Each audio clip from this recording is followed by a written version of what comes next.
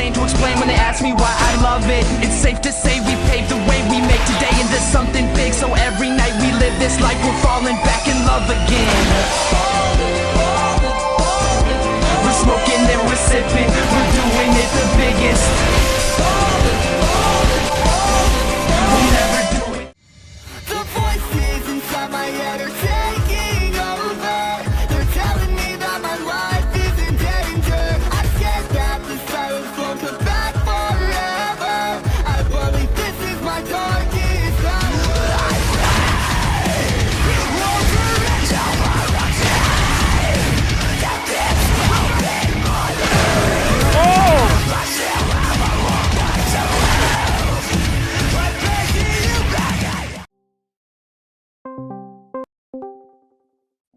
Yo. Fuck. Okay. What's up, man? Well, what the fuck is good, Drew? You okay, bro? Yeah, I'm good. I will be. Okay, I'm sorry. You're not I'm like just you're not like nervous or anything, right? I'm insanely nervous, but man. Gears of War It'll be good. montages are my favorite fucking thing. Like, I know we've never spoken directly, but like, I'm probably as autistic as it gets about these videos. And you having the unfortunate decision to make these videos inspire me to do this fucking stupid hobby. Like, it really just, it means a lot to me that you even took the time out of your day. Like, cause I thought it was gonna scare the shit out of you as soon as I hit you up. I was like, there's no way he's you know, but yeah, thank you so It's much all for good, fucking man. coming, man. Yeah, no worries, dude.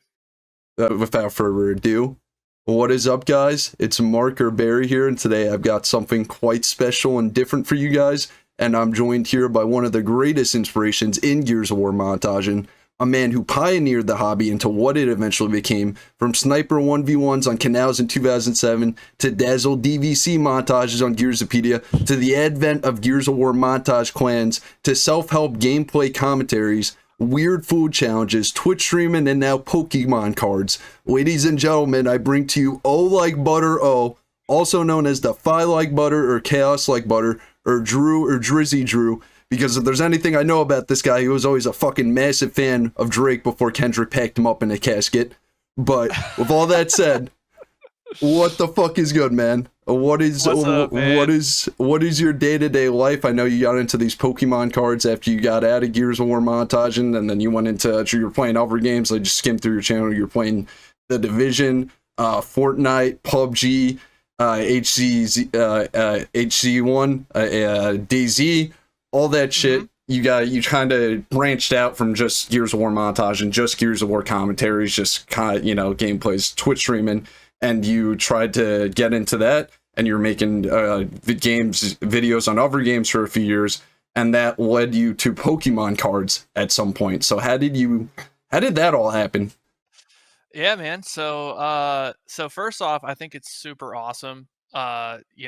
Even when you just posted on Twitter that you were going to be doing an interview with me, like, you got a lot of people who clearly like your content and like that you're still supporting like the montage community and stuff. And so I got a ton of support there. I just want to say, like, a lot of nice messages. And yeah, so like, even though I don't do the gaming content thing anymore, I still get so many people coming in that are from Gears days that say, like, I miss you, man. Like, are you gonna play the new Gears? And it's always like people being nice. It's not really anyone coming in and talking trash. Like, that was something that was very common when I first made the transition to what I'm doing now. But these days it's kind of just all love and all, people who are very reminiscent of the past, and all the videos and all the content I've created.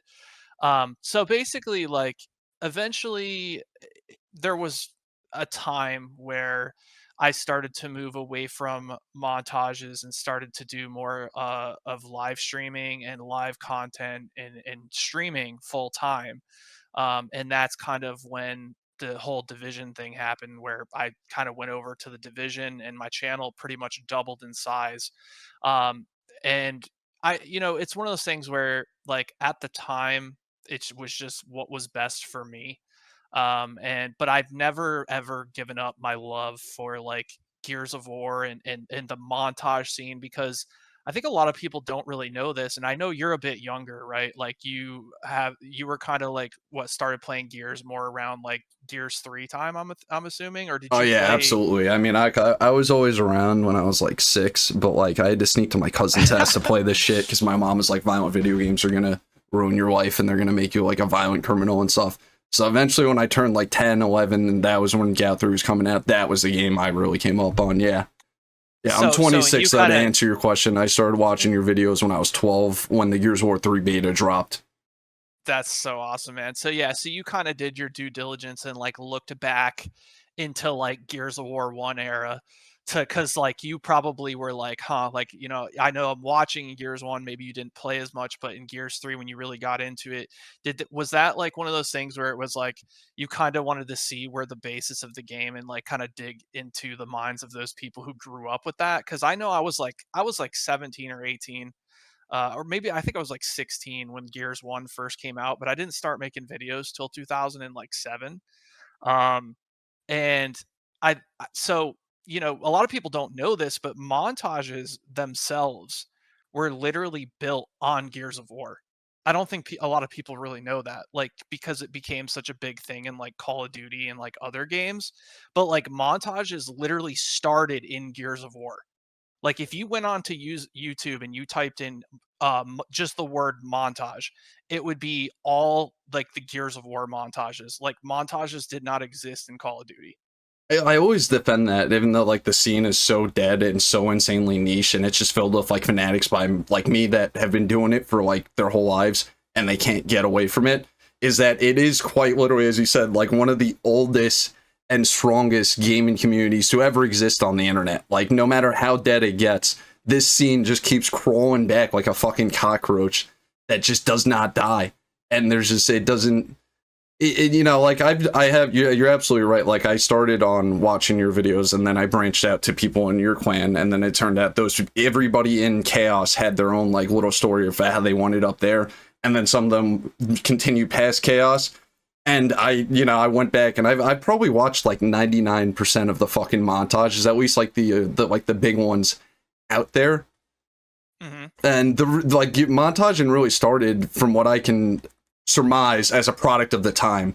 Yeah, actually, funny, I have a story about that as well. But so when it first came out, like, it was realistically just people who wanted to show off their gameplay. When I started making montages, I didn't think, I was going to have a huge audience watching me or anything like that. I just simply wanted to show off my gameplay to like my friends and be like, hey, like, look at this crazy clip I hit. You know what I mean? Like, look at, like, I got 3 headshots in a row. It's crazy. And you kind of just, and I think that's kind of what started montaging, is like, I don't think anyone ever intended for videos to get that popular. It was mostly just wanting to show off your friends. And if other people, come across your video, that's cool too. But that was never, popularity and money was never the motivation when I first started making videos, because that wasn't even an option. You know what I'm saying? So, and I think that uh, kind of shows, because all the people who were montaging and making videos at that time were doing it for the sole purpose of, like what you said, the hobby. It was literally just something that we enjoyed doing and we loved putting our time into that. But you're right, though, like, it does create competition. And me, I grew up playing sports. I'm a very competitive person. So it definitely, competition is good, right? It's good because it brings the best out in people. And you're right. So, like, if you have like someone who is watching montages and they say, "Oh, I can do that." I've had so many people tell me that they started making montages because they saw my videos and they felt like they could do the same thing and they wanted to showcase their gameplay. And I'm like, that's awesome. Like, because that means I influenced you to try your hardest and be the best of yourself. You know what I'm saying? So I do think that long term the competitiveness did hurt the hobby though, because what happened was everyone tried to keep one upping each other. And this is, I'll kind of get to like Gearsopedia. Like I'm sure you know all about Gearsopedia, right? And like how it was this channel essentially that showcased Getting all your of their montage lore. on Gearsopedia was all show that you were a good player. That was the hallmark. That was like what everybody wanted to. Like the symbolic meaning behind it meant so much more than just like the fucking views on it, you know? And I think that was what was kind of weird is when there was that first wave of montagers when I started doing it. You had like the Iceman, you had a Fallen Tree, Gold Glove, like almost Calmosity. all of the Calmosity, Gotta like get all the Dylan's name in there. all the montagers were like very cool with each other. Like where everybody was like very cool, like everyone wanted, like we didn't think we were, doing videos with each other to to network. We didn't think of it like that, right? Like we just thought of it as like, oh, you can come on my channel and do a video and I'll go on your channel and do a video, or we'll do a dual montage, like that kind of thing. We just did it. Everyone was kind of cool with each other. But once there started becoming like teams and stuff like that, I think just competitively, if you look at sports, like when You you think say, hey, teams you're is on what team created A. that division? That's interesting. I never thought of uh, that. yeah, I really do. I think it was part of it, maybe not the only part, because I think teams was also a Yeah, I really think it's good thing. multi-layered. Yeah, then that too. Yeah, Yeah.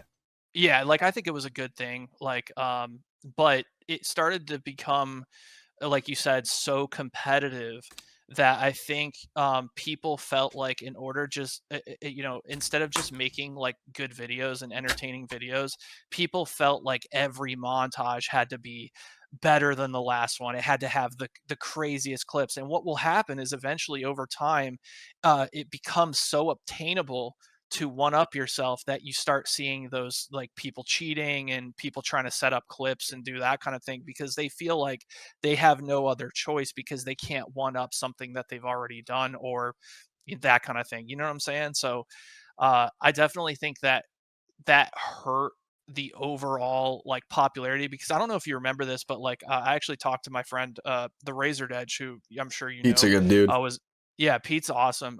But he ran a channel called Gears Clip of the Day. So people were basically mass flooding dislikes and negative comments on videos if it was of a player of an opposing team, or if it, sometimes it would be something as silly as they submitted their clip and they don't understand that there's like a process behind the scenes, like, hey, he needs to have a backlog of clips every day so that he can consistently upload content, right? So it's somebody sends in a new clip and he has to put it seventh, right? So that clip's not going to get released for a week. They see, oh, this clip just got Oh my uploaded god, I one saw better. exactly what you're describing in real time, and Pete was so fucking funny what he did this one time, dude. He complained about exactly what you're complaining about. There's this old school guy named Kakam. He might ring a bell, might not. Professional degenerate, very talented at sniping, very arrogant and annoying about it. But anyways, right? He was complaining because this team Avenge had uploads every day. And he said, he left a mean comment like, oh, if my name was Avenged Defs, you post this. And Pete goes, all right, I see that. And then he posts his clip that he wanted up there. But he puts in the player tag Avenged Def and fucking links Avenged Defs. And he's like, Avenged Defs, aka Kakam. And it just had like a real, just like spitting the logic back at her face, just like, I don't care. Like, he always said that. He was like, he tweeted at me because people always ask him, similar to you, why isn't Gears Clip of the Day back? Why isn't Gears Clip of the Day back? And he's like, I put everything in that channel and you guys just fucking hate it. Like, why would I continue it? Yeah, because they're trying to attack the person posting the clip, but in reality, you're attacking the person who's doing the work to keep the upkeep of posting a clip every day. And it just like small things like that that I think like kind of just hurt the hobby because, like I said, when we first started making montages, like all the montages were kind of cool with each other, and we all like post comments on each other's montages and say like, yo, that's super good. And then you'd go and do it on their montage. You'd post a nice comment, and it felt more like community and less divided. And I think like teams And this is also not a Gears thing. This started in COD, so it wasn't even like a Gears thing. But having teams kind of created that divide, and I don't think it was anyone's fault. It's just the nature of competitiveness and how it's structured. However, what I will say is that I think it's awesome that, like what you said, and how you have a bunch of friends who still love montages. I think that's awesome because I almost feel like it's kind of reverting I feel like we've gone to full circle with you just saying that. It- And I've thought about this question to Yeah, a stupid exactly. amount. And I've never gotten to this point where it was like the teams could actually end up being harmful. And you say it, and like I lived this shit, you know what I mean? Like Yeah. you were a very big content creator for the time. And I know you founded Kaos, which influential as hell team, led to the creation of more teams getting made. But I lived that. I was in all these teams, and all these teams, they were structured like a hierarchy. And mind you, I was like 12 up until like 18 going through these teams, moving my way up in the hierarchy. And there's almost like a linear flow of teams a player was expected to join based on how good they got. So you'd start off, your first team would probably be Array or Bless. As you gradually got better, you'd move up to A, Arctic Gal, or Deny. As you got better, you'd move up into like Vulgar or Onyx or Blame or End. And then at the top of the hierarchy was Chaos, and then right above it was Avenge. And the way that people treated you in the community, and it was a very large community then. It's a lot smaller now. There's probably about 100 people max still montaging. Back then, we're talking, there was a Skype chat with 400, 500 people. And the way that people would treat you in that Skype chat, and the way that the comments that people would leave you on your videos, regardless of their quality, was very much derivative of the team you were representing. Because, like, you know what I mean? Like, at the top, there were the Avenge dudes, and they could kind of just throw shots at the Array dudes, and nobody would bat an eye because, like, well, they're an Avenge. They're above you in the hierarchy. But, you know, we're all teenagers, so I don't think anybody can even recognize the absurdity of it. You got crazy levels of harassment. I mean, you had people who were making these mentally ill and aggressive trolling posts and videos and comments about you all the time. And you got hacked twice. You got hacked on your first channel. Some kid deleted all your shit. You had like 25,000 views, right? You made your second channel. And then another kid fucking hacked your Xbox account and was trying to scam your viewers out of fucking money impersonating you. And just for the crime of like existing. And then I've had people fucking say they were gonna like kill me or fucking kill my girlfriend just because I beat them on fucking Gears of War Reloaded. Like these are still things that happen. I want you to know, I don't stand for any of that. I don't let any of that affect how I treat anybody. I try to help everybody. I try to make this hobby accessible. I try to make the learning curve good. And I try not to like allow people to like compare themselves to anybody else. Because you're new to montaging. You're never going to be as good as somebody who's been doing it in and day out for 15 years, you know? But I tried very hard to tackle that and let that not represent our community anymore. And the few freaks that still hang around and might still be fossils from that time, we all frown upon them. We don't let that shit slide anymore. Absolutely not. And I mean, it's like that thing where if they love what you love and you love what they love and you love the hobby, you want the hobby to grow, right? Like, because if the hobby doesn't grow, then you're just losing people over time, and it's never like. And that was the thing with us too, is like we loved just the hobby and loved making videos, and we wanted the hobby to grow. So when it did grow, it's literally, like you said, it is going full circle, because now you have people once again who love it for the hobby and not because they think they can make money off it or think that their channel's going to blow up and they're going to make a living off it. Like I would never say you outright did it for the money, but I do have a question. Is that, you know, you experienced the YouTube at Adpocalypse, and you know, you were actually monetized, and I'm sure you've had, you know, partnerships and stuff. You've gotten a lot further in the whole thing than I ever could just posting my blind fires. You know what I'm saying? Right. Did any of that, you know, like, did you ever make decisions based on like, okay, you know, like this is more profitable and this is more beneficial for my channel, and they could see this myself doing this more long term? Because I know back in the day you said like being a YouTuber was your aspiration, you know, like one of your big goals. Like, was any of this influenced by the internet changing?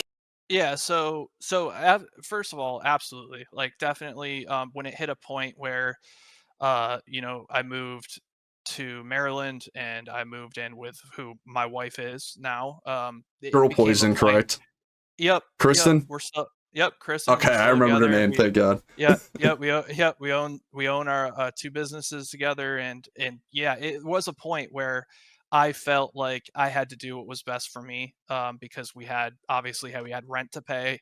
Yeah, Um, yeah. and so eventually it hit a point where the more profitable thing and the thing I enjoyed more at the time was to do like live streaming and to become an internet personality, less than like not so much just making montages and stuff like that, because the montage scene kind of pushed me away. Like you guys, we were drawing parallels like months ago between your group and the Phase group when they were doing the Phase House, and that it seemed like Yeah. that was really where people resonated with you guys a lot, you know, because like it made your montages more successful when you had a face attached to them, and then it became about both. You became the commentary guy and the montage guy. Right. Yeah. And I wanted to ask, do you still speak to any of those people? Yeah, man. Yeah, all the time. Like Alex still texts me all the time, Iceman. I still talk to Landon. The Razor Edge, still very close with him. And what's funny is when you were saying that one of your friends does like I think you said graphic design for like famous people. Yeah, yeah, One of my Drake buddies, and Disney yeah, at times, yeah. yeah, I recently came in contact, I want to say like 2 years ago, with one of my old buddies, Chaos Reflect. He literally does editing for like the Avengers and like all these like What the super fuck? yeah, yeah, dude. Like What? like we'll just be in disc, and he was literally a Chaos like editor, and we'll just be in Discord together, and he'll just be like talking about like, yeah, I'm just editing the newest like movie, and he you know, he's under NDA, so he can't tell me until after it comes out. But he's just like, yeah, I was just like editing like, you know, Stranger Things, like this kind What of the thing, and I'm fuck? just like, That would, yeah, dude. I would actually yeah, have to dude. have to spit take. What the fuck? What do you mean you're editing Yeah, the strangers things? yeah, so he just like edits like super like popular movies and stuff, and it's just crazy because yeah, it literally started out editing videos for Gears of War montages, and now they're just like, you know, doing things with like Taylor Swift's music video, and it's just the craziest things he's told me, and I'm just like, oh my god, like that's just crazy. Um, but yeah, so like I still talk to pretty much everybody, and we've stayed in touch, which is very cool because like that just proves that, you know, we weren't being friends for the wrong reasons or anything like that. Like so it started with the Gears of War montage thing, and then it eventually kind of transitioned to like you said, the more on the personality side of things, where I wanted people to watch me for my content and my character, less so much of my skill in a particular video game. Um and then eventually, I think it was like right around COVID, I was doing the Pokemon stuff on the side where I started getting back into the trading cards.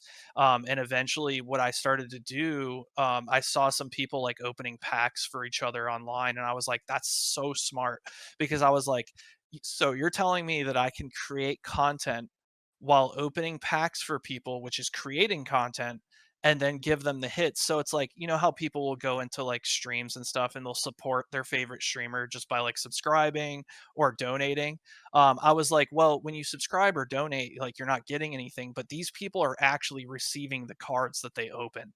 So I thought that was such a cool idea, and we've been doing it for about 5 years now, and that eventually turned into a whole nother thing where we ended up opening a big card store, in order to source our product. And you know, originally it was supposed to just be this small shop that was like an online only store, and it just blew up into something completely different because now it's just a huge store, and you know, we have like we can have anywhere between 20 to 50 people in there at a time when we're running big tournaments and events and stuff. So still to this day, get so many people who come into my stream who are from Gears days, who are either getting into trading cards and they remember me from Gears days, or they just want to come in and say something nice in my chat and just be like, hey man, like you were super inspirational to me and this and that, and like I love your old videos, are you going to play the new Gears of War?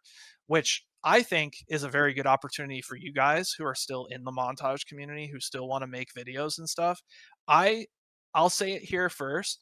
Now, I do play on PC now, which is a little different, but if Gears of War E-Day is good, I will definitely be saving clips and put together some sort of montage. Oh Like my I god, promise dude. you. You have no Yeah, idea how happy that would make me, dude, dude, because yes, I want to, man, because I think like, and it's not because it's not for views, it's not for money, it's because I think that would be cool it to is do. fucking cool.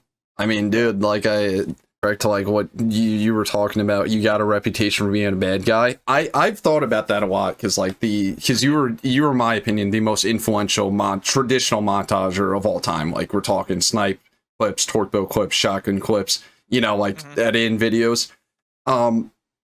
We, at least the people that are still left in the scene, I don't think anybody like still subscribes to any of that shit, like any of that bad narrative stuff saying you're a jerk and you're an asshole and you're arrogant.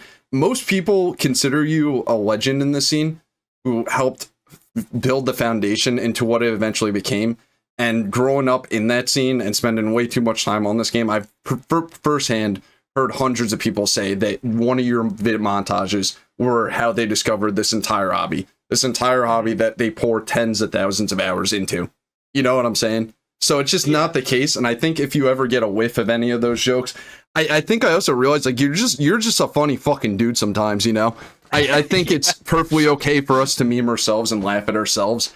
And just depending on how the person delivers it, that can change how you read it, and I just want you to know, I do not think you'd have any strange men in our fucking community coming back like Butter, you kept this triple and I didn't like this triple, no good. No, that's over, I think that would be really awesome. And I got a lot of community request questions that I have got to get to. I think did you wanted to know which which montage or something, or did you want to go? Oh yeah, I saw that's questions? One of the I wanted to ask. Is that montage your favorite or your most memorable? Because that is definitely one of the most requested questions. Like everybody who gave me their 2 cents, they wanted to know what's your favorite montage that you've ever made and what's the best clip that you've ever hit. And I know those are crazy questions, so we're talking 2 decades of things, So like just any that come to mind, we will take. So my favorite montage ever, and this goes for not only the clips but the editing and just the way it all came together, is my third Gears of War 3 montage. What do we got that open on the tab? I knew it had to be that. Just there's no video that blew up the way that video did, and like even look at it now, 13 years ago. 277,000 views on a video like this is just mind-blowing that it ever happened.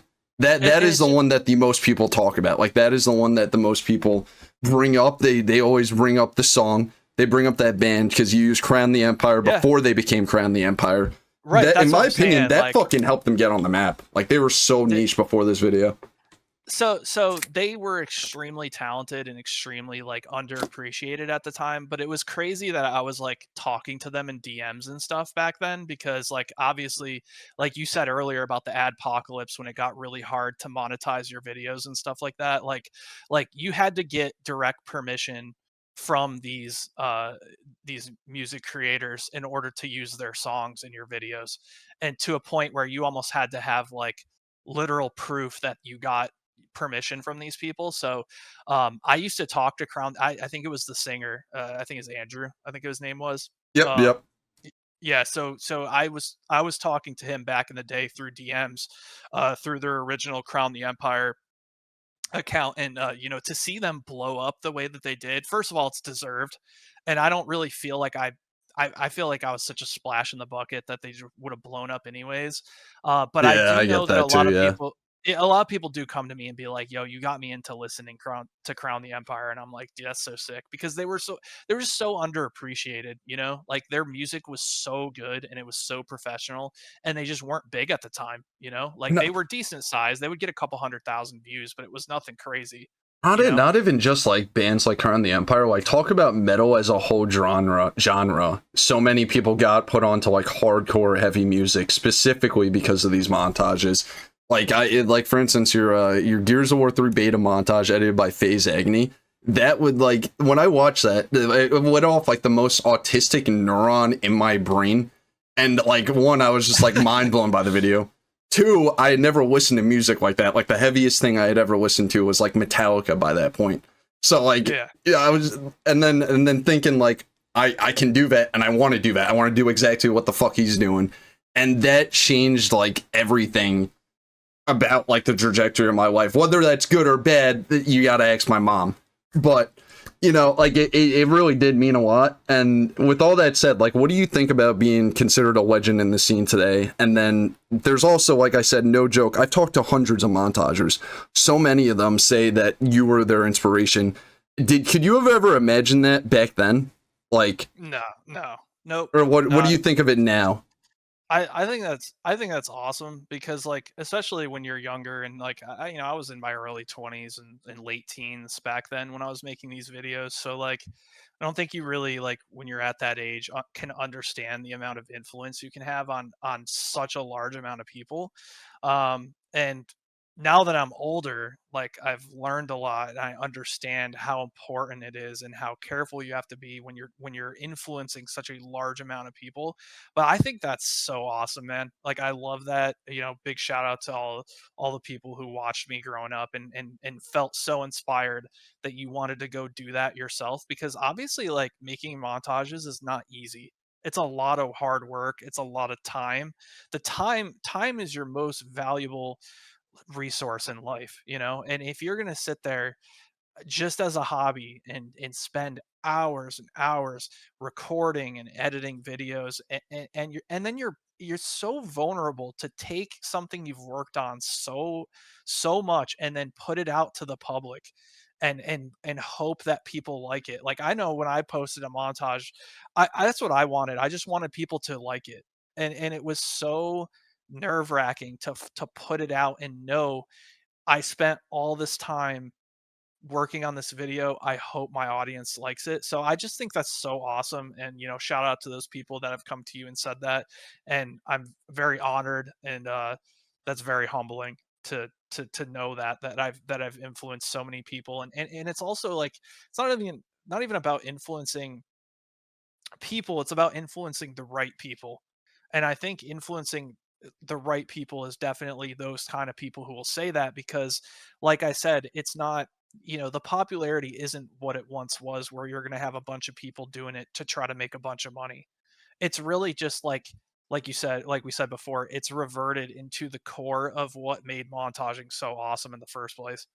Yeah, I think Gears 3 was definitely like it's one of those things where like if you ever ask somebody, like for example, my wife's favorite Gears of War is Gears of War 2. And I'm just like, of course I'm just like Yeah, I rolling get my that. eyes like, oh my god. But that's the game she started with. So I think a Yeah. lot of people are going to be very like nostalgic and love the whatever, because Gears in its own is such a beautiful game and it's so unique that I think whatever Gears of War people experience first is usually going to be what they grasp onto the most. But I will say that Gears of War 3 has to be top 2 for me. I think UE for me personally, having like the smoothness of Gears 3 but still having the mechanics of Gears 1 was probably my favorite Gears, like favorite version of Gears. But Gears 3 has to be second, I dude. mean, you're Like Gears preaching to the 3 was choir. I so got good. like 1,000 hours on that game. It's like been out for 2 months. I don't know. My fucking I've been spending an unhealthy amount of that time on that game. I do gotta ask, have you played it though? Because I already knew that Uh, you had praised UE as pretty much the definitive GoW experience. So like UE the remaster, getting a right. remaster. Like I was like, how the fuck is Drew not on this shit, dude? Yeah, no, totally. Well, it actually, we were playing like the last couple of years. We were like reminiscing about Gears, and like I would like jump on my You and your couch. wife. So she wouldn't play as much. She was just kind of playing computer games. But me and like Pete and like Reflect, we would just get on like on Xbox and just play Gears. So I was like already playing Gears the last couple of years just for fun, like here and there. So Oh, when okay. I So when the yeah. yeah, it So didn't have so so something when new to give you. You had just been playing. Yeah, when Reloaded came out, I was like, I've been playing UE for years. So for me, but I also heard that there's some weirdness with it. Like the shotgun was like super OP when it came out. There was definitely that element to it, but I also understand the other side of it too, where like it can be more skill. That's why like Because you had my to lead firing your for me. shots. You had to understand Oh, the game's oh yeah. mechanics. Oh, in Gears 1? Oh, dude, it was insane. Because you also another thing people don't really realize is, like, back in Gears 1, the amount you had to lead would change every single time because it would depend on who you're connecting to, Oh, right? So if absolutely. I'm connecting to somebody who's, like, in Connecticut or something when I lived in Massachusetts, I wouldn't have to lead as much, right? But if I'm playing on someone's connection who's living in Texas, for example, I would have to lead it even more. So like you would have to take those first couple of rounds to like figure out the connection. Even back in the classic, like hit A B over and over in the pregame lobby to Your see how weapon good slide or would be bad your affected connection by the was. connection, you know? Oh, Like, you yeah, had to, Gears of War everything. montagers, they had to adjust on the fly. Yeah, and that's definitely true. And, you know, crazy enough, I know you haven't really played Reloaded. The people that I see sticking it out the most and trying their hardest to learn the game are ironically the PlayStation players. The PlayStation players will put up with a lot more of them getting shit on than the Xbox dudes. Like, the Xbox dudes are mentally checked out before they even spawn in. It's actually insane. I never thought Crossplay could do that. Like, PlayStation's holding down that game. Yeah, PlayStation. I mean, this is like, I mean, for people who are just straight up PlayStation players, this is their first Gears experience. So, and that's another thing I was going to talk to you about. Like, do you know how good that is for like both the montaging community and like the Gears content community in general to be able to add so many more players from another platform like that? Like, that's Yeah. something that's held Gears back so much over the years, is because when No Gears of PC War was support, no PlayStation support, yeah. You had to have an Xbox console. exactly. So think about it. So what happened was when Xbox One came out, I don't know if you know about this, but it was a PR disaster. So many people went to either PC or to PlayStation because the Xbox One was so fundamentally broken when it came out. It was slow. I remember I used to do like open lobbies on UE, and it would literally take me like 10 minutes to invite people because of how slow the dashboard was. Like, it was terrible. So like the game got hurt by the actual brand having a huge hiccup when Xbox One came out. When you have like multiple platforms, it's so good for the overall popularity of the game. And I think that's another reason why I got so popular on Division, because Division was big on PC, it was big on Xbox, and it was big on PlayStation. You're losing such a huge portion of potential new players by only allowing your game to be on a specific console. Yeah, I mean, I couldn't agree more. It's nice to have somebody that's been playing the game for longer than me, but yeah, in general, like, there's not many people who have like actually been playing since the beginning. Although I think a lot of people like to say that now as like a token on the chip for the few that are there. Like, every single Twitter thread of people arguing about Gears, like, as someone who's been playing since 2006, it's like, dude, get in line, bro. How big do you think the scene is? Yeah, I still can't believe when UE first came to PC, the way that they did no marketing whatsoever. It didn't come out the same time as it did on Xbox. It came out like a year later, and the way, or it was, I think maybe it was like 3 months later or something. All I remember is it came out later.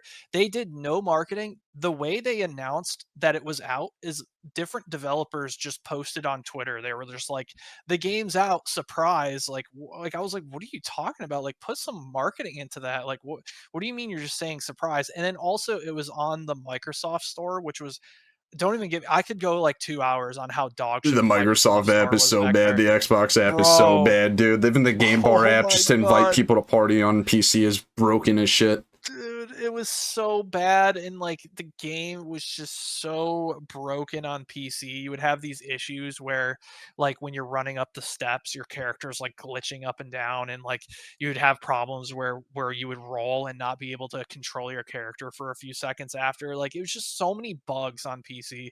It was just not supported, man. And when you don't support it, like, the community is not going to stick around for that, man. Because, like, if it becomes like, Gears of War is already a frustrating game to play because of how hard and how brutal of a game it is to get good at. Like, you don't need extra annoyances on top of that, man. Like, people just aren't going to play. Yeah, I couldn't agree more. So, but yeah. So UE for me was like, I think it's best form. But dude, Gears 3, man, like, just even watching that video, and then you asked like what my best clip I Yeah, ever hit what is was. it? Oh man, There's a fucking lot, dude. There's a lot to think of.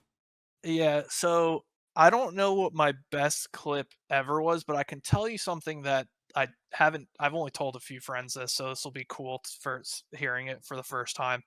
One of the craziest shots I've ever hit was on Gears of War 1. I was not recording because, if anyone back in the day that started making montages when I did remembers looking over at your PC and seeing start capture or having it do this It's thing where glitchy when you as start shit. recording, yeah, or it would just freeze and then you would just lose the footage. Well, anyways, so two things that happened off camera that I think were just so insane.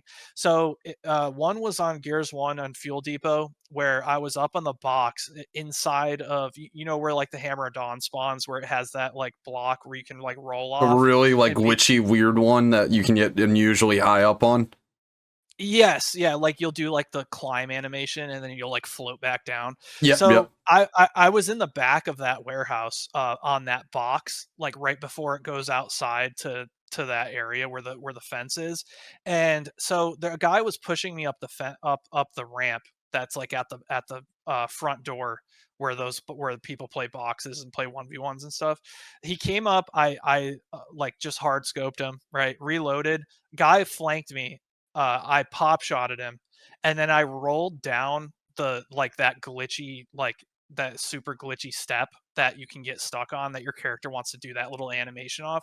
Well, I rolled down it and turned around, and a guy rolled after me, and I blind fire like Spider-Man'd him in the air, all on screen. And it was just this one of the sickest clips because it was And all like, like what year was immediate. this? Was like the lobby freaking out? Like, is this everybody in the fucking lobby just hot micing? So I was playing by myself, and I was like, dude, I just hit the most disgusting clip ever. And I went over and to my computer, and when I hit the stop capture button, because it would have like this little bubble, it was on Pinnacle Studio back in the day. This is a You'd hit this Dazzle little capture bubble. card. Yep, it was the Dazzle. Yep, it was the DVC Platinum. And I hit stop capture, and the app crashed, and there was no footage of that. Oh my clip. god. Yeah, and then the other one was when I was in the sniper tower on Gridlock, and I was shooting to get an active reload, and the round just ended, and I was like, everyone's just like, what? So Wait, what? Wait, explain that again. So I was shooting, I was blind firing over the wall to get an active reload, and the round just ended. So turns out that there was a general ram all the way down where where the boom shot is, and there's those two trucks that are like really in the far back. Like Yeah, you blind fired him from over there. I blind fired him while I didn't even know where he was. I was blind firing for an active reload, and he was by that truck under the bridge, and I headshotted him. Oh, okay. And was this another situation of not recording, or just like the fucking thing failing to save? No, so this was actually I believe this was before I was recording for the game. Oh, So okay, I see. Yeah, I got so many buddies that are like that, dude. That, like, they got so many similar stories. Like, dude, you're never gonna believe this, but I was fucking playing, and I hit a blind fire dub Tebow with a Spider-Man, and I fucking look at my capture card, and it's having a seizure, and I'm gonna fucking lose it. Like, nothing can bring you as homicidal as you can get as a fucking clip, like a really good one, not fucking recording. All right, so this is another question. How do you feel about the community's evolution over time from GoW 1 to now? That is, are you proud to see that new games are still being developed? There are still people producing gameplay commentaries and montages, or do you kind of like look at this scene with a feeling of like contempt, like there's like feeling of missed opportunity there? I know for myself, I often find myself comparing us to the COD montaging community and think about how our path could have been different from like Phase, Soar, Optic, and I wonder if this was the only direction we could have gone, or somehow GoW could have blown up in the mainstream and everything would have been totally different. Yeah, so I think Gears came out at like the worst possible time because there was no like live streaming. Live streaming wasn't a thing when Gears came out and stuff like that. Like it was like Justin TV, and barely anybody had a good enough internet, you know what I'm saying, to like live stream. And I think live streaming has become such a big thing that it could have been a huge boost to the game. And eventually, like down the line, like for Gears 3 and stuff, live streaming became more of a thing where obviously people wanted to watch live gameplay, because then you're not just seeing the clips someone's producing over multiple months. You're seeing how the person plays all the time, and when one of those moments does happen, you're there to share that moment with them.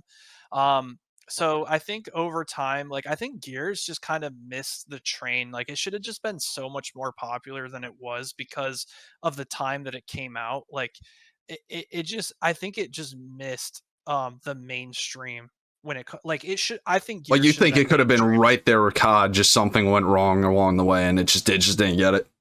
So I think Gears could have been as big as Fortnite at some point. Like, I mean, literally, Really? yeah, it was the same devs. It was if you played Fortnite when it first came out, a lot of the mechanics felt very like Gears. Like the shotgun felt like the Nasher. Like, you know what I'm saying? Like, it felt like Gears, but it just wasn't, obviously gory and grungy like that. I think maybe that could have held it back a little bit, but Gears of War was should have been so much more popular than it was. But I do think it's awesome that there's people still playing it and still love it for what it is, because I almost have more respect for people who are still playing it these days, because like I said, it wasn't like, a mainstream game like it was back in, Gears 3, where Gears of War was one of the most popular Xbox games up there with Halo, right? Like it was very big, and now I think it's not There's a as lot big, more but I think that's competition okay. now, you know? Yeah, yeah, and I think it's just hard to grasp the younger generation too. It's like, they're playing like Fortnite and Apex and like all these other games, I think something that really holds it back is just like the inherent demographic it's gonna attract, because it's just such a hyper masculine game, and I don't even say that like that's a bad thing. Is that it's really like such a space for like kind of like big like trades workers dudes almost, and then like yeah, people that are just really bro like to play, and because of that kind of can scare off people that don't really fit into that. Like I noticed like an insane amount of overlap between like WWE, Avenged Sevenfold, and fucking Gears of War for some reason. Like just yeah, you yeah, go to a WWE show, and it's the same dudes that are playing Gears or an Avenged show, and yeah, it yeah. It's just true. Gears of War very much got shoved into like that alternative genre of 2007 2008, which already it Yeah, was attracting like kind of like social outcasts, like kind of that weird kid at your lunch table and all that hot topic shit as well. And I yeah, definitely think all of that just together definitely could have scared off, like like no mom's gonna bat an eye over little Timmy fucking playing Fortnite, right? But my mom saw right. Gears of War and was like, absolutely fucking not, no. And I had to Yeah, wear it's her down just for 4 years before I could get an Xbox. yeah, yeah. People are just getting chainsawed in half and their heads getting blown Oh off. my Like, it's god, just yeah, and they're very profane. Yeah, that's another thing. yeah. So my question is, how is it possible that that you mess up a game that has been re-released 5 times? Yeah, Like, yeah, how no, is that that's and possible? dude, like I know people are excited because they want Gears of War to go back to what it was. And believe Yeah, me, I do too. I just don't. I'm not really convinced that TC even knows what made Gears of War good. I'm really afraid we're gonna get Gears of War 5 with a darker color correction. Like I think yeah, they're gonna have a very two-dimensional view of how Legacy Gears should play. And yep. if we have another Gears 5 2.0, like it's over, bro. It's another 10 years of Reloaded. Yeah, yeah, I know, and I know you said you really liked Gears 3, and I did too. Like, Gears 3, again, one of my But that was where it favorite stopped Gears being games. dark. Like we saw it really change there. Yeah, and it's almost like it felt like Gears 4 and Gears 5 were almost like variants of Gears 3, but like without the awesome maps, without like the The unique gunplay. maps, without the unique, like, yeah, like the gun, like it just felt like quote unquote fixed Gears 3 without like the screen shake and stuff. But then there was also like stuff that was like way worse. Like the amount of content, the amount of maps, the maps all How you felt unlock bland and characters super. even. It's just like everything, man. Like it just felt so soulless. And then they also, and I may get flack for this. I don't know how many, or if Gears of War competitive players even exist anymore. Like I They don't do. know. They're not watching my videos. I promise you that. Okay, okay, so I think the Gears of War competitive scene, a lot of them are awesome people and they love Gears just like the montagers do. It's just a different way to love it. A lot of them like really gave some poor feedback when it came to Gears 5, when it came to like the competitive mode. Like I think Gears of War would really, really benefit from like a bomb type, like a search and destroy type mode. That's like, like if you play Counter Strike, or if you ever played Just obviously non-respawn with Call an of Duty. objective. Yeah. Yeah, yeah, yeah, exactly. Because like Gears of War, it had execution, but like execution and Warzone have no objective other than to kill the entire enemy team. So by not having an objective, it creates camping. And obviously, if you have competitive players who are playing for thousands of dollars, they're going to do whatever they need to do to win. So it created this like stalemate culture of people like basically not wanting to move. And so they came up with this new game mode that was just terrible. Like nobody liked it. I'm sure you know what it is. I forget what it's Gridiron. called. No, Gridiron was like a kind of an okay idea. It was the other one. What was the one before that? Is it That they made, like, arcade, guns race, arms race, dodgeball? What else do they have? Dodgeball? It was actually a really cool idea, by the way, but the name is terrible. Yeah, I remember yeah. me and Pete had a discussion about this, and he said that one of the devs told him that it was either Dodgeball or Rebound, and I was like, we were both like, dude, Rebound is a way better name. I don't know why the fuck they don't just talk to people that actually play the game, because like it's like we got people that don't play the fucking game making the game. Like, Yeah. you know, like so many easy to catch problems that they just always miss, and then it's just shipped out, and that's the game. Yeah, you like read Dodgeball, and I remember we had a sit down with Node Zero like at one of the events before he like when he just became like the lead level designer or whatever, and we were just saying like, you know, Gear he basically his rebuttal was like they want Gears to feel like Gears and they don't want to like steal idea. Well, he didn't say it in so many words, but he's basically saying he didn't want to just copy ideas from other games, and I'm like, it's okay to acknowledge that a game other games do things very well and to take from those games, because we're talking about like having a bomb mode in Gears, and it would work too in the lore, because I don't know if you remember in Gears of War 1, you're actually Coltrane with the resonator on his back. It's like a backpack that you go and plant, and then it like blows up like the locust emergence hole. Like they literally could have even embedded that into the lore and had like a bomb game type, and it would have like helped the scene grow tremendously. But I'm getting super off topic, but I think a lot of the Gears of War 5 quote unquote pro players really changed the direction of the game. If you ever look at any other games that are really successful on the competitive scene, it's like the game can be played at a competitive level, but even like a casual player can understand the concept, right? So like something like League of Legends, for example, one of the most popular competitive games of all time. People are playing that game competitively, but they're playing it the same way that a casual player would play it, because the rules are the same. You're not doing all this like crazy stuff that a new player is never going to be able to like latch onto. You know what I'm saying? So it's like they're playing the same thing that a casual player would play, but at a higher level. You know what I'm saying? That's a super valid complaint about Gears of War, like as a franchise, and extending that to montages is like so many casuals like tell me, you know, because like I have casual gaming buddies, right, and they'll look at the montages, yeah, and they'll be like, I don't even know what the fuck's going on, and what they're talking about is like how like a lot of the montages that I've helped make, they get very heavily edited, and you know, like when it's too complicated, people don't care to learn it.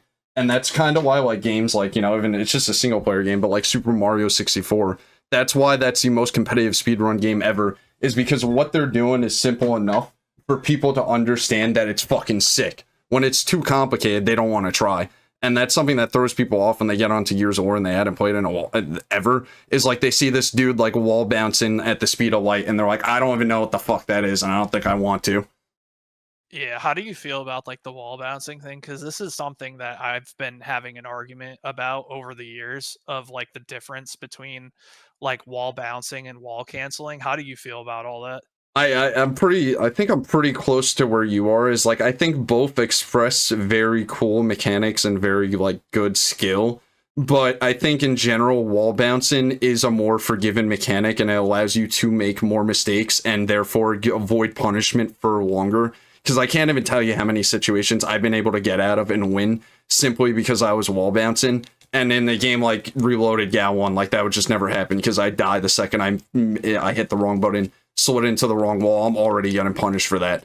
I don't think it makes or breaks the franchise at all. Although I will say, I noticed like it's typically the Hispanic community, they tend, especially the Essence community, they really love the wall bouncing. So for a lot of people, it's like ride or die.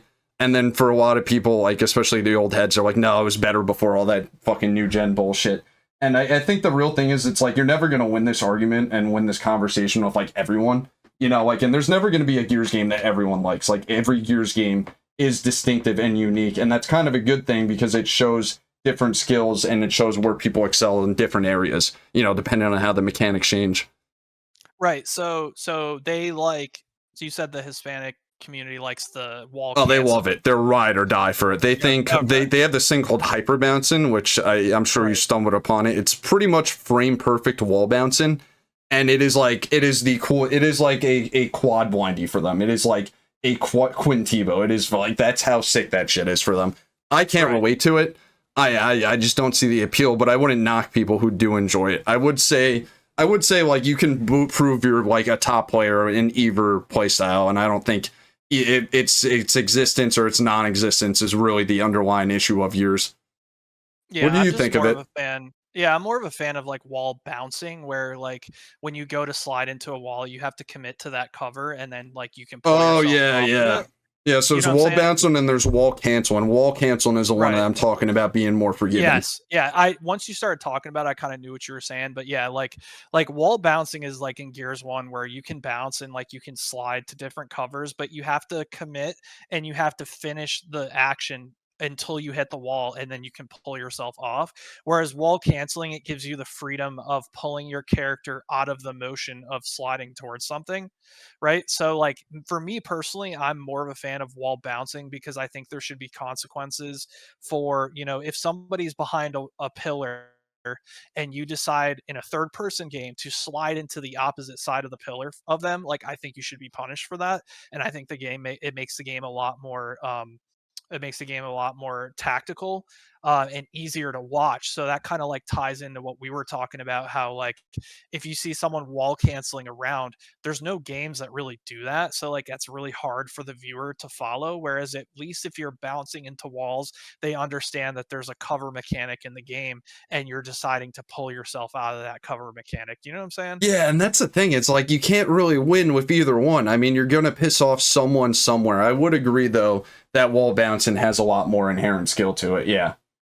I think with the new game coming out and with it being on PlayStation, I think you'll be surprised with how how popular I think it'll get. I don't think it'll ever be as big as like, Fortnite or something, right? Yeah. Like, but I think Gears will have its time because it is such a unique game, and a lot of these PlayStation players never got to experience it. But there's a ton of big content creators like someone like Nick Merckx who like his roots were in Gears, and he's going to play the new Gears game when it comes out and show it to his 20 or 30,000 viewers. You know what I'm saying? So there's still a lot of people who played Gears their entire lives who are going to come back and play it for that new game. So I think it's going to be more popular than you think. And I think it'll have a little comeback for sure. But I think this time around, everyone needs to, you don't want to push new players who are interested in the game that you love away. That's kind of something that's happened over time with the Gears community. Like you said, it's become this like elitist game where you have to like shit on a new player and like talk shit to them and make them want to quit the game. Like that's just not the way. Yeah, Like and I don't know how they ever stop that fully. I mean, like, because we can do all we can, but it doesn't stop, like, when somebody goes fucking astray in the montage community, just goes rogue and just starts saying crazy shit on the mic, and it doesn't stop. Even if we're all on our best behavior, like, just the average player is kind of a douchebag, even on Reloaded, So I don't know if all games are like that. I don't know if maybe that hints at a greater issue for, like, the coalition to moderate the game chat better. I know COD literally like gives out like monitors like voice chat now, and they give bans over game chat now, which is like crazy to think about because back in the day you only got banned if you sent a fucking message that said something crazy. They did not. They had no way of checking that game chat. Yeah, I'm not a fan of that kind of stuff where you're like banning people for saying shit. Like I think people should be able to say whatever they want. But I'm not either.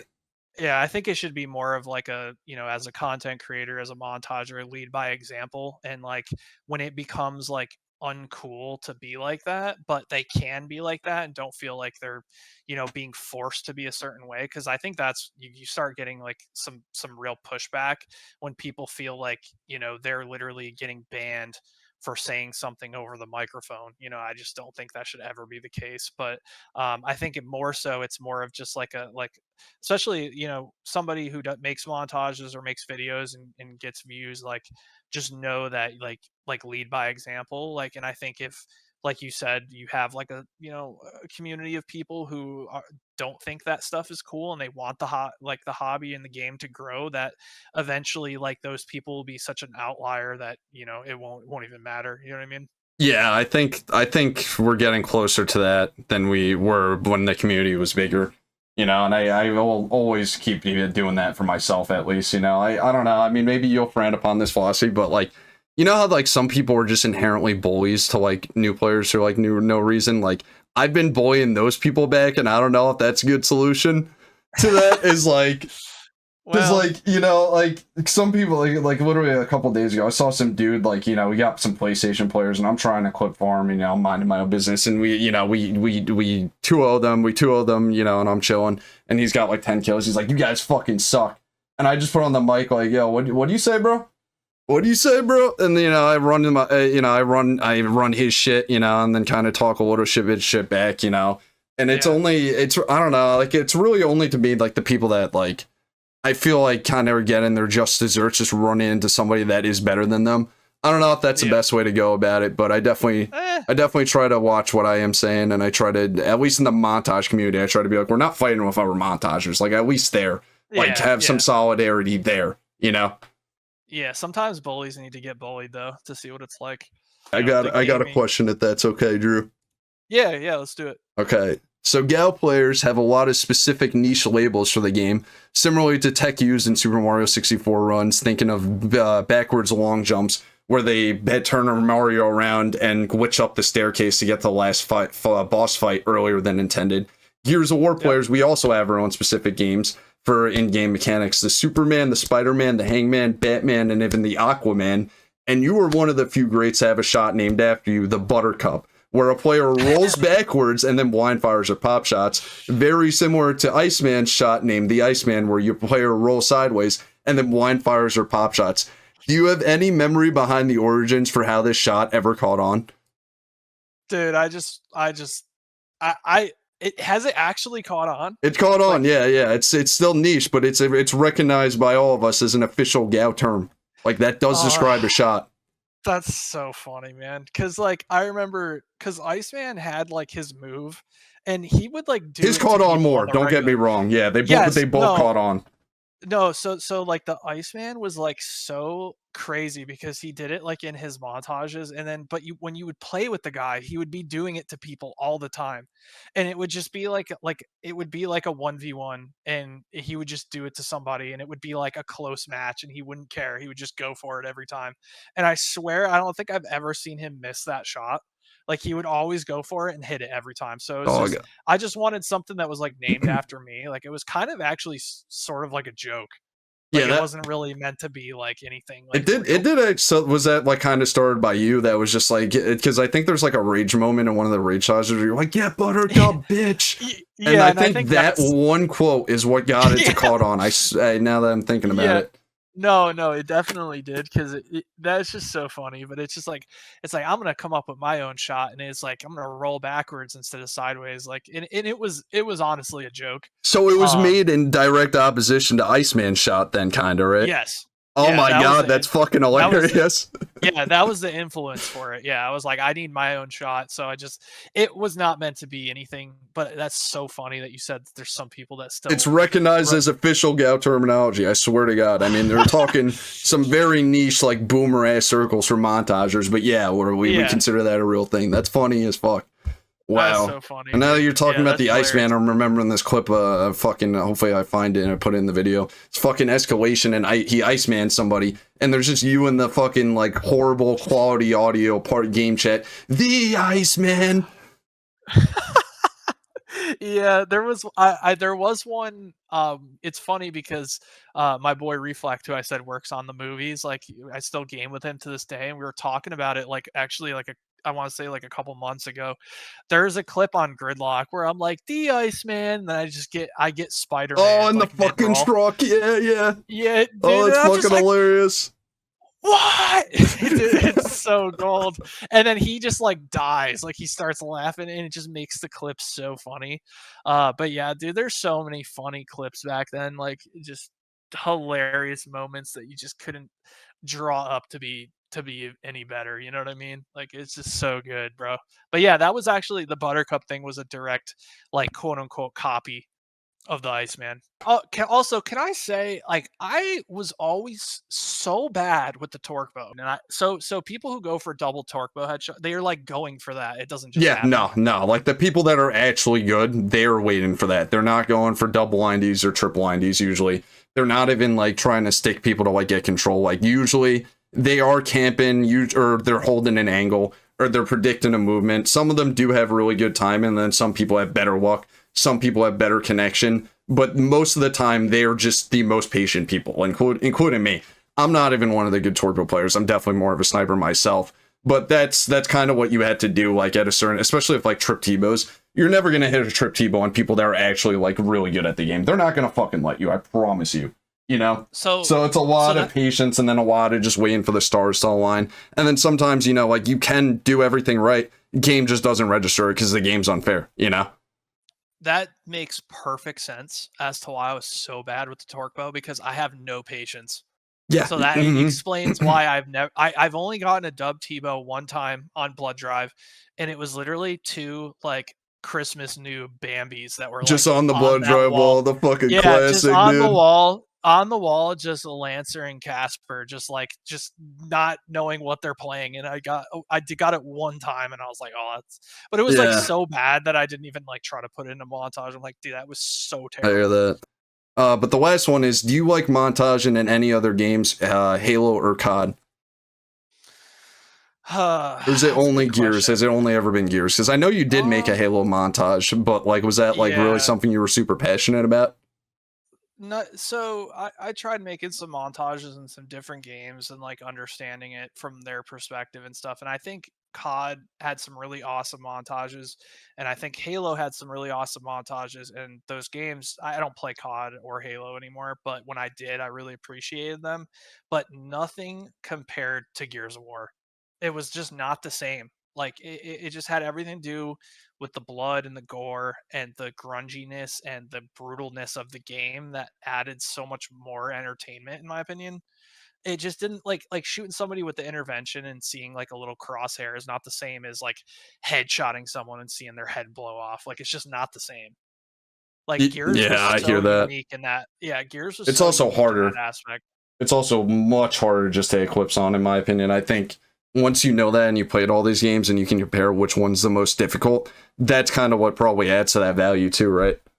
Oh yeah, man. Like, there's probably some people who even play Gears but just can't get headshots with the sniper at all, you know? So like, watching someone string 2, 3, sometimes even 4 headshots in a row is so unfathomable. Like, it's so difficult to do that. That also adds to the excitement, I think, of watching people do it as well. Yeah, for sure.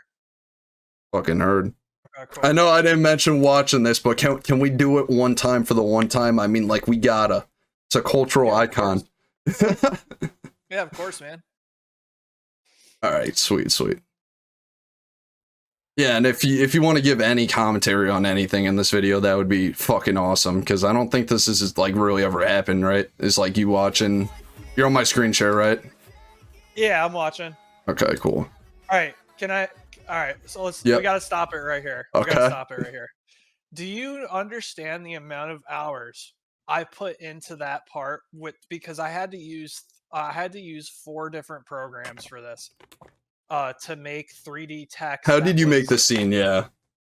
So it was I basically had I think it was in game. I had a character in the corner, so what you're seeing is like a zoomed in of the top right hand corner of my screen, and what I did is I just slowly turned my character. Wait, so this is recorded from the player POV or the ghost cam?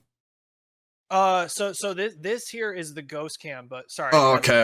It was ghost cam. Yeah. So like my ghost cam, I was just turning it from left to right, but in order to put text that looks like it's literally in the game, I had to use like 3 different programs for that. The way we would go about this nowadays would make your head like actually blow up. Yeah, like I probably did it like the worst possible way, but like No, I for had the to, time, I mean, you didn't have options at the time. I mean, that's kind of what you had to Yeah. do, man. This is so like Yeah. old. Like this has got to be one of my favorite clips from you because this is just the most accidental windy ever. Yep. There's no way you meant to hit this dude in the back, No. right? You were No, going for the no. kid in the front. Okay, this is just the GoW 3 sniper at work. I don't know how you had the composure to fucking barrel stuff this kid too, and you like wall bounce too. Like Yeah. that clip's fucking gross still. Is that Reflector the dude you were talking about? Yeah. Oh Yep. my god, that's amazing. So you guys have really been friends for like ever. Yep. This clip, by the way, might be my best clip right here. This one, because it's execution. Yeah. Real Yep. ones know, bro. Real ones know execution had so much more value. Actually, Yeah, fun fact, this kid, It's Shaw, my IRL buddy of 23 years, he's the one that showed me your montage, so maybe he's to blame for my bad addiction. No way, dude. I swear to God. Is that for real? Yeah, I swear to That's so God. crazy. And- What are the chances of that, bro? Yeah. But he ran into this dude, It's Shaw, back in the day on GoW 3, and he was like fucking asking him about what it was like to get clipped on by LiKeBuTTeR in like 2013. And he just owned up to it. He's like, yeah, he got me. He got me on a hard aim. And then he fucking, of course, pops off and hits a triple after. That's so funny. He was a good sport about it, though, from what I remember. Yeah. Oh, man. We didn't even talk about, like, any of your, like, tutorials and shit, too. That's another thing. A lot of people, including some of the best montagers ever, have said that, like, your tutorials are, like, how they got started and going for these types of flashy shots. That's awesome, man. And my buddy Plague always brings it up. He's like, I wouldn't be able to get one headshot if it wasn't for his GoW 3 sniper tutorial. That's so funny. Was one thing we do kind of meme about is you had this windy box theory that like the blind fires in GoW 3 were like kind of like a float-in hitbox. Yeah. And it wasn't too far off, to be honest with you. Nobody Yeah. would have known this until we looked at the game's code, but like the RNG chances of the sniper in GoW 3 are actually like fucking criminal. Like they are so astronomically high, and there are so many possible directions that the sniper can go, and there's like very little you can do to help it. Right. And the further away they are, the Oh harder yeah, it gets is, bullet right? drop It's not like trajectory. a- Yep. Yeah. Those are my favorite shots. The cross map windies. They always hit. Yeah. Have you ever seen this before? I'm thinking I might have years ago, but I don't know for sure. I'll have to wait and see. If Yeah. I remember. I'm sure you've seen team dodges from this team before, and they Yeah. started around the time as Kaos. I actually think the founders kind of left Kaos back in the day to make this team. I don't know if you remember anything about that. Probably not, right? Yeah, I would have to know their names. Fatal and Icarius are and Champion. Yeah, you remember them? Yeah, I was cool with Fatal even after like everything. Yep. That's pretty cool. Yeah. That's so sick. Oh, that was cool. Yeah, the sins in this video are just phenomenal. Damn, through the ink. Ooh.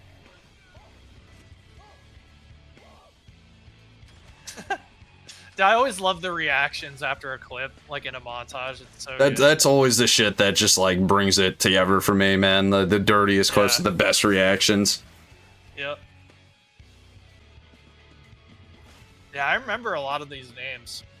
That's fucking crazy to me because I don't know. The way I thought of it is I thought you'd be like so far removed from this that you'd be like, dude, I don't even know what the fuck you're talking about. It was really cool that you still remember a lot of this shit. Yeah, man. Yeah, I could never hit like double headshots like that with the torque ever. I've had a few, but they're definitely some like the rarest clips, even with like trying my absolute hardest. Like there are people that are just so much more consistent than others, you know? Yeah, see, I can never do some shit like that. Yeah. Or that, nah.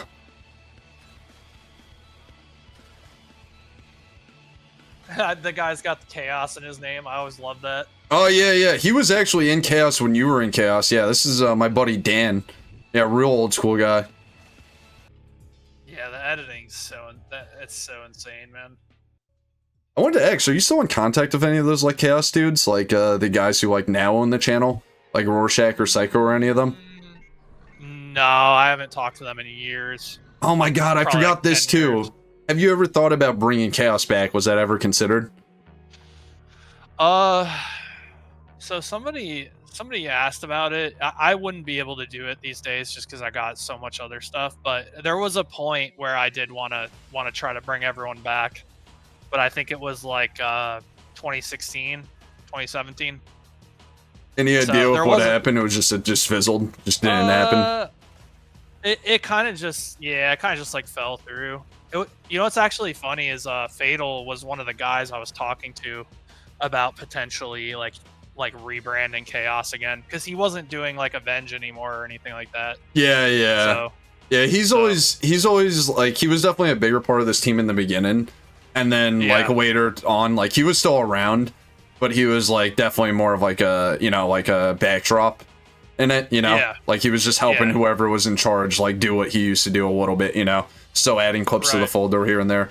At least from what I understand, I wasn't in the team with him at that point, but talked to a lot of people about him. He's actually somebody I'm hoping I can get on this like podcast thing next time. That would be huge. Yeah, if I ever brought it back, it would have to be so big that like I wouldn't come back and just do it half-assed, you know? It'd be like you're putting all of your undivided attention to it and trying to do like the absolute best. Yeah, like it's got to live up to the name. Yeah, exactly. Because there's still a lot of Chaos fanboys. Like, I swear to God, like, I remember, like, a few years ago, some kid tweeted at me, is like, why are you montaging? Like, nobody was good except for, like, Butter and, like, Moo Moo Milk. And I was like, dude, where the fuck did this guy come from? Like, he's like, you know, like, there's a lot of people that would, like, actually, do you know the rapper UglyGod? Yeah. So bro, you know him, like, from, like, he contacted you before? Yeah. Okay, he is a massive fan of you and like OG Chaos, like massive. Yeah. Yeah, he was super cool to like talk to. He's a really good guy.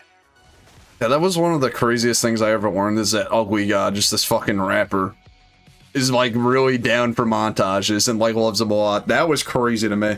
He hit me up and was telling me all about that like probably like 5 or 6 years ago. Yep. Damn, the digger. I like that. Oh, he did like, it twice. Variety. Oh my god. Yeah, this is my boy Mark, French-Canadian dude. He fucking camps this. It's edited, so it's like 30 seconds after they respawn. But they fell for the bait once, and then they push again, and it happens again. That's crazy. Yeah, they have like good variety with like all the weapons. I like that. Yeah, I think they probably recorded for this for like 6 or 7 years, and then I went through like 3 years of editing.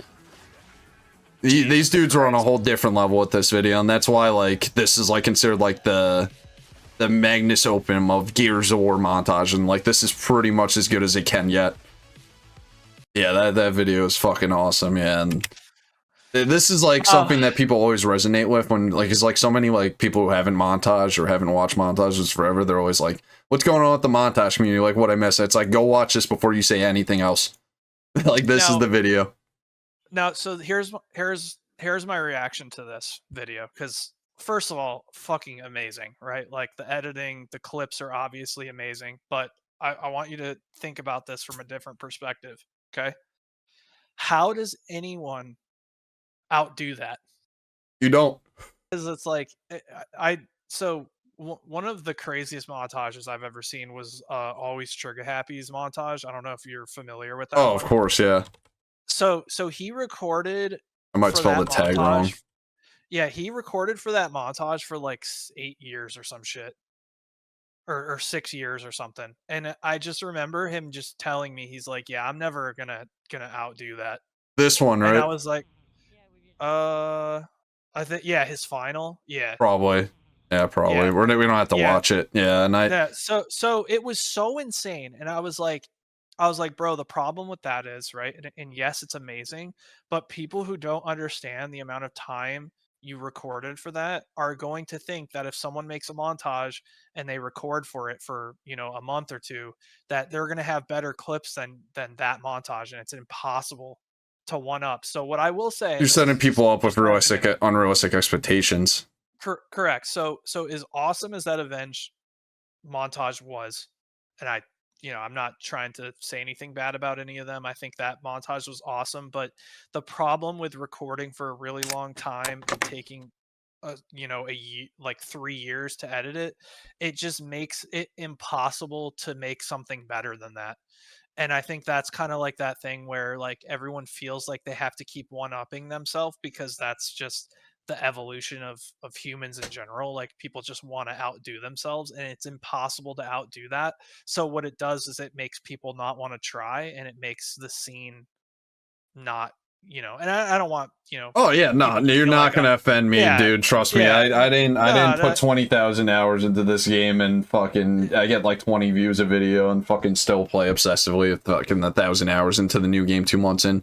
yeah. Trust me, like I've pondered everything too, and at this point, I like I study sociology in school. Like at this point, like I just study this from like a scientific perspective. At some point, you know what I mean? Like I'm actually thinking about like with the rise and downfall of Gears of War. Like maybe you'll see me making a documentary or something someday. I don't know, but Yeah. like and you really can't. I mean, that's kind of the truth. Like I will say, like like I've done that. Like I tagged you in this. I don't know if you remember this, but I tagged you, Razored Edge, Moon Milk, Fatal, like some of the big like Mount Rushmore figures of Gears of War, in my opinion. Yeah. This video, and I hate this fucking game, Gears 5. I hate this game.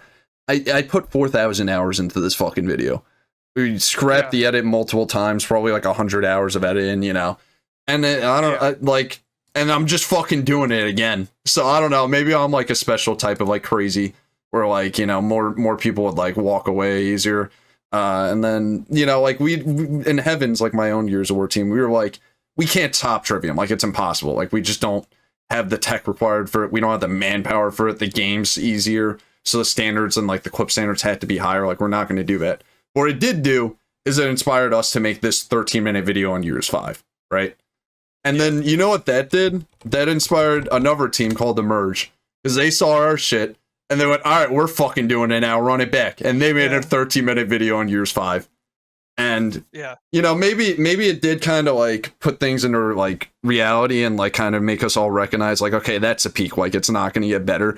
But I feel like there's like a sense of community solidarity that came with it, and all of us in all these different teams, all these different people like are like, yeah, we're never gonna top that, but we'll try. There's one way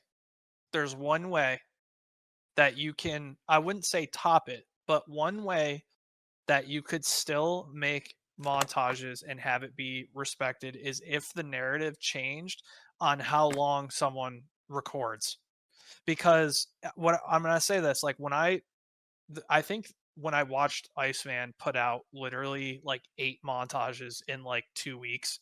I don't know if you guys know this, but like he literally, I think his 2nd through 8th montage came out in like 2 weeks. I didn't even know that, to be honest with you. I usually don't check dates when I do like research on any of this shit.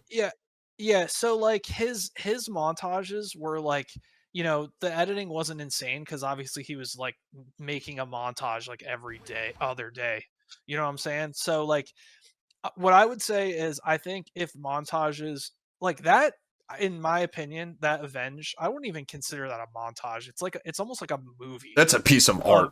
Yeah. It literally is. Like it's not like, I think montages, in my opinion, this is just my opinion, need to go back to, it's not skill, but like the consistency of a player can add to its value of entertainment. Because would people rather have one montage every 8 years, or would you rather watch new montages every 2 to 3 months? I personally would rather there be new montages every 2 to 3 months, but it's become like this thing where like everyone feels like the quote unquote standards have to be one up, that these videos that these teams, it's not even one person, it's an entire team of 30 people recorded for however many years.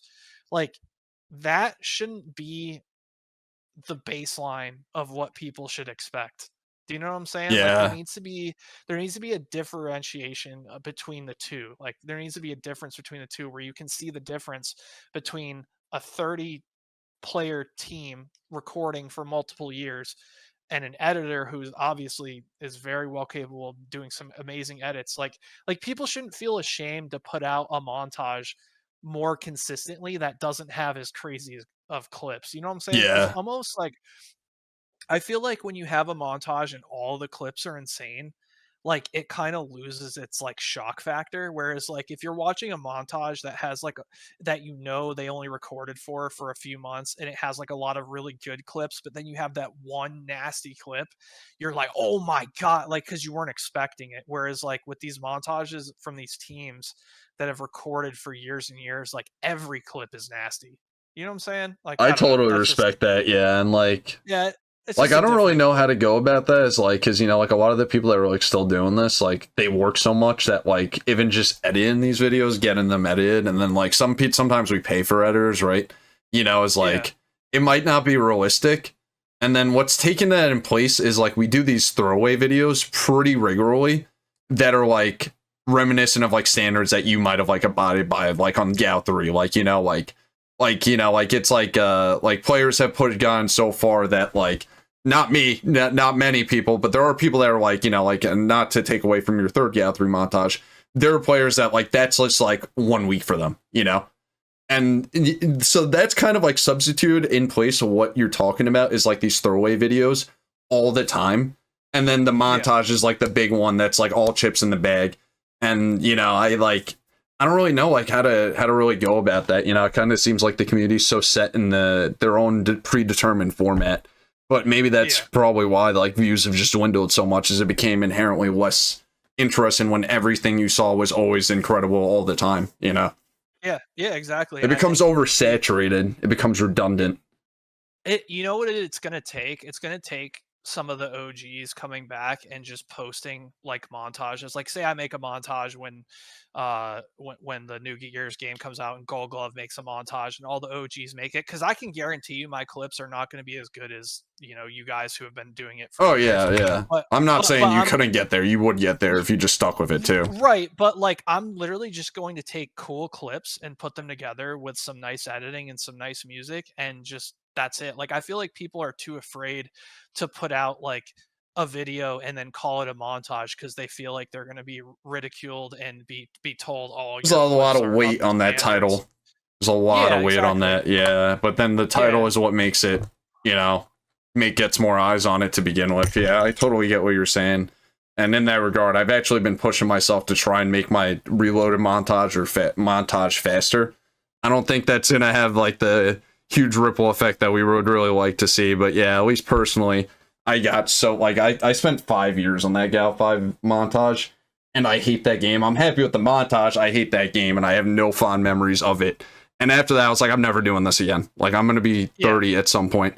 I'm not going to have time to make these fucking huge, like, long stretch videos, like, best possible montage by any means necessary. Like, I don't have that in me anymore, you know? Right, but imagine, like, instead of making one montage over 5 years, like, think about all those clips that you hit that were good, that you probably, like, didn't think was good enough for the montage, but imagine if you were just, instead of that one montage, you released, like, 20 of them. Yeah, Like, that might have been better for growth. Like, I mean, you look at Landon's channel, right? And, like, people still tune in for every montage he makes, and he doesn't do any of that shit. He doesn't do any of this, like, obsessive, like, clip hoarding shit. He just, like, he will play for a couple of days, a couple of weeks, and that's it. That's a video. And, I mean, he does this all the time. You know, and maybe that's why he's been able to always, like, have a dedicated fan base. He's still doing pretty goddamn good for how long he's been doing just Gears of War. I mean, not just Gears of War. He's got, you know, some other things here, Geometry Wars, Donkey Kong. But, like, look at what's getting the views. It's everything that's a Gears of War video. Yep. It's like one of those things where I think the stigma of you have to record for as long as possible and have to have the nastiest clips in order to put out an entertaining video. Like, at the end of the day, it's all about entertainment. We all know, like, the most, like, the best players at Gears, when you're talking about the game as a whole, were the competitive players, but they were also not fun to watch because they were just so good at the game, but they were good at the game in ways that weren't flashy or exciting. You know, montagers aren't the best at the game. They're the best at entertaining. You know what I'm saying? Like, it's meant for entertainment at the end of the day. It shouldn't be about who's better, because to be honest with you, montaging is only a small slice of the Oh my pie god, of yeah, no, what the oh entire my game god, is. yeah. You know We've what I mean? always been Like, smaller too, even when the community was bigger. Like, we were the smallest part. We were just not feeling as much because the community at large was bigger, you know? yeah. I mean, Like, I what just are you haven't playing been making nowadays? content. So I play. I like playing like I guess I would call it, for someone who doesn't know, like survival games. So I play games like Escape from Tarkov. Oh, my buddy's I don't into know if that. you've. Yeah, I'm a very big Tarkov fan. I got like almost 4,500 hours in that game. I've actually been playing a little bit of Siege recently with some buddies from the store, like just casually gaming, like nothing too crazy. But I was gonna play Arc Raiders. I don't know if you've heard about that game, but like I kind of just like skipped out on it because the Tarkov wipe's coming up soon, like the 1.0 release. So I kind of just skipped out on it. But it's like third person, like Gears is, but it's like almost a mixture of like Division and Gears. It's pretty But it's cool. got it, but it's like a looter. So it's like I'm more into like loot games these days. Yeah, Because yeah. Division really got me into that because it's like the gameplay, you know, the skill of Gears slightly transferred over to Division because like it's third person, it's a cover based shooter, you know, all that stuff. But realistically, the substance there of like the builds and the loot and all that stuff, where people want to go to your channel to like look at reset videos of certain vendors and all that stuff, like there's so much substance in Division. I think that was a big reason why my channel like doubled in size in 1 year. And then like I said, with the businesses now, like the gaming's kind of gone back to a hobby, which I really like because I can just play whatever I want whenever I want. And you know, if I want to make some videos, I can do that. I Because don't you can't feel even, the like, need to. edit, like, if you're only streaming, you know what I mean? Like, you're not going to go and Yeah. stream for 8 or not 10 hours and be like, all right, let's go fuck around in After Effects for another 6. Like, no, I'm going to Yeah. bed, dude. And then, like, Yeah, you can't edit exactly. on stream. Nobody wants to edit, like, watch you replay the same fucking, like, loop to, like, single headshot 400 times to get the sync right. Yeah. So Yeah, it unless makes it's an sense how, like, editor. Yeah. streaming would, like, you know, would, like, kind of give you less time inherently for that. Yeah, so I was just streaming like anywhere between like 7 to 10 hours a day just to make enough money, like to get by. I did pretty well. Like, you know, I had a very supportive community that did leak over from Gears and Division days, which helped me do it for a really long time. But what ended up happening is I was doing the Pokemon stuff at the same time, and the Pokemon stuff was blowing up, and you know, I was making like 10 times what I was making gaming, and I was like, yeah, I just need to make a decision for Yeah, me and no, that my makes wife and perfect stuff like sense. that. So, Yeah. like, things are a lot more stable, like, with that, I'm guessing, right? Oh yeah, dude, it's insane. That's awesome. Like Do you guys do, like, conventions and shit? yeah, we've done some conventions. We've done like Otakon stuff where we bring like a lot of product, but realistically, we do a lot of our sales online. So you know, we still do the live streaming thing where we open packs for people, and it's cool because sometimes people are like, "Well, what's the point of, you know, like I want to open my own packs." I'm like, "That's cool, but breaking is a different thing where when you pull something rare, you have like 30 to 50 people who can appreciate that moment with you when it happens, rather than, you know, opening the cards yourself. Because when you open cards and you get something rare, the first thing you want to do is show somebody, right? So like being able to like experience that in real time, it's just gotten really popular over the years. And we were one of the first people on Twitch doing live breaks. And then Yeah, like you I would caught say on to like, that early, bro. What has it been? It's been yeah, like 5, 6 yeah, years, right? 5 years, yeah. And And it's then only what gotten happened. bigger in like the past year or two. Like, I'm seeing like fucking TikTok shorts and YouTube shorts, like millions of videos of like kids haggling with Yeah, traders and at conventions and shit. Like, it's getting really big, like mainstream big. Like, my yeah, coworkers are carrying Pokemon cards big. yeah, yeah. It's exploded, dude. Like, and so you know, it's been really fun. And you know, it's crazy how many people remember me from Gears days, but they found my channel again through Pokemon. Like they weren't even like looking for me, they just found me and was like, hey, did you used to make Gears videos? Like I'll tell you this one story. So I was at the casino. I'm not like a huge gambler, but I like going to the casino once in a while, right? This guy was like kind of eyeing me on the other side of the blackjack table, and he just like kept looking at me. And he's like, man, he's like, I gotta ask you a question. Like, I'm sorry, like this is gonna sound really weird. He's like, but did you used to make like YouTube videos? And I was like, yeah. He's like Gears of War, and I was like, yeah. He's like, oh my god. And then we just talked about Gears for like an hour. That's And so like cool. Yeah. and he like stopped playing after Gears 3 and all that, but he like remembered like all the videos and stuff. And I've had that happen a few times where people recognize me in person from Gears days. Dog, Like I ended up with an Xbox party with this kid who was telling me about when he met you. He worked for like Verizon or Optic or whatever internet company I guess you guys had. And this is like 8 years ago. It's a long time. Maybe it's been like 6, 7. And he got dispatched to what he thought was your wife's house, Girl Poison. And he goes there and she opens the door. He's like, "What the fuck? I got dispatched to Girl Poison's house." Obviously, he's not saying anything. He's like, "I'm here to do a job. Like, I don't want to creep them out." And then she's like, "Yeah, come this way." And then she brings him to like your basement or whatever. And he sees you and he's like, "Wait, what the fuck? You like Butter's here?" And like, I guess like he didn't know that you guys were like a thing, and he was like kind of like trying to fix whatever issue you guys were having or set up your box or whatever. Just like kind of like buying his tongue, like, "No fucking way, I got this match to like Butter's house." I remember that. It was Comcast, and we were like just talking, like, and he's just like, "You getting the new Gears game?" Like just out of nowhere, and I was just like, "Wait, what?" You didn't say the introduction, just bro. Well, no, he was so it was at the end where like it was him and a partner, and they were like they were like working, they fix it out, and then we're at the end where they're about to leave, and he's like, "You getting the new Gears game?" And I like started laughing. I'm like, "Oh, you know who I am?" And he was like, "Yeah." He started laughing, and then we started talking for a little bit. He didn't mention that he spoke to you like that. That's so funny and so like on-brand and autistic for fucking what I know about Gears players. Just like dropping at the end like a fucking like an anime villain. Like, "I see you like Butter."